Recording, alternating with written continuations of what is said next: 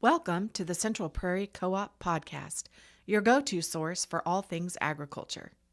Each week, we bring you expert insights, market trends, and real stories from the field.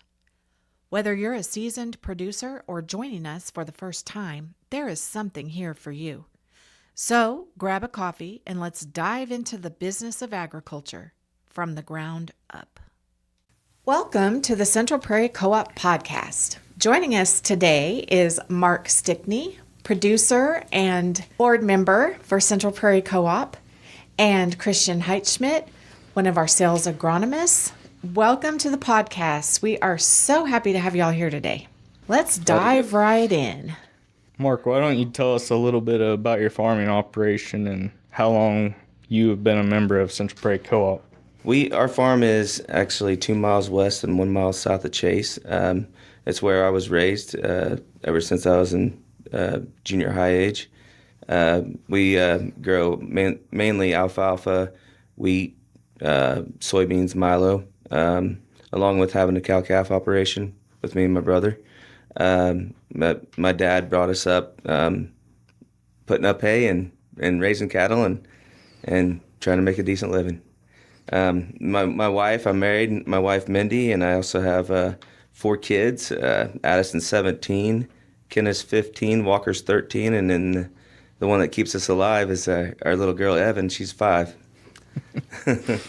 What originally brought you to our co-op and what has kept you coming back over the years? We live right in the middle of the footprint of Central Prairie Co-op, and to be honest with you, we can go other places, and we have, but the convenience of having our co-op where it's at fit us about right, and having all you guys, with that relationship, serving us, and it's our hometown, and the co-op provides a lot of things for us besides just a place to dump the grain and a lot of products. Mm-hmm. You guys provide jobs for the community too. That's right. Can you share a time when the co-op really made a difference for your operation? We were just talking about this before the podcast started, and there was a time, and you remembered it also, but being my forgetful nature, I forgot to put in a fertilizer for you guys to apply, and I called you up, and we were in the area, so we kind of needed to get it done. Thankfully, that you guys are in the area also, so you kind of just, I guess, hooked me up and went ahead and spread it for me, which I very much appreciate. But not only that, but it goes back to having those efficiencies, that you guys can provide for us, and building the relationships with you guys. Yeah, those are big. What changes have you seen in agriculture over the years, and how has the co-op helped you adapt to them? Yeah, the biggest one is technology.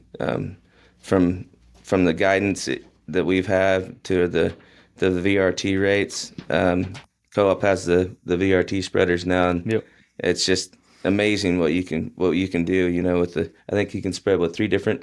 Yeah, we can do up to 3 products in one pass. Right. Yep. Between the 2 big bins and a micro bin. So that is huge. When you talk about, different areas in the fields can be, higher or lower, especially in a lime rate, and the savings can be just huge.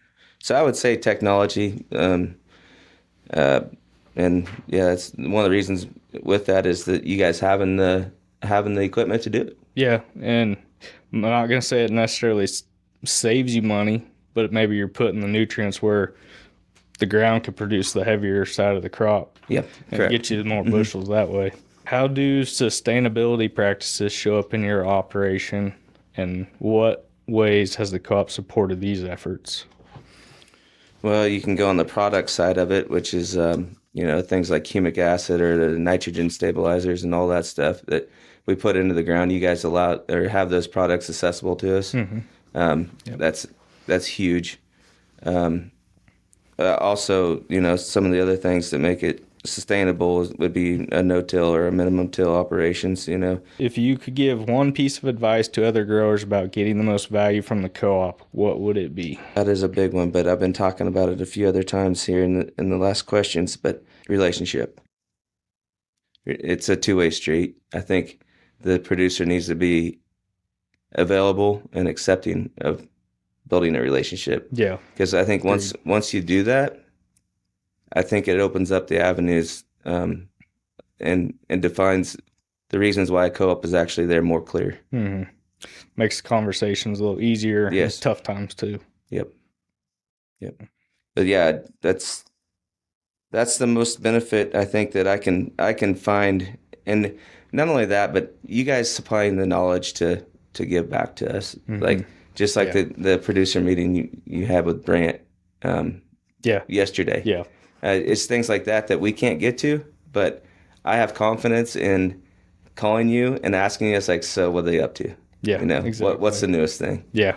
So, I mean, that's one of the biggest things, because I already have that relationship with you. Mm-hmm. I don't have any problem with calling you, and you can tell me all about it. Yeah.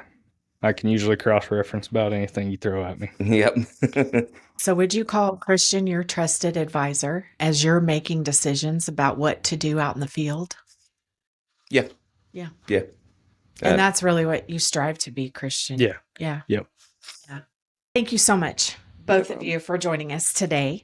It was fun, and I love the podcast, and I've been listening to them. If you need to catch up on our podcasts or looking to go back through our history, you can go to cpcoop.us/podcast.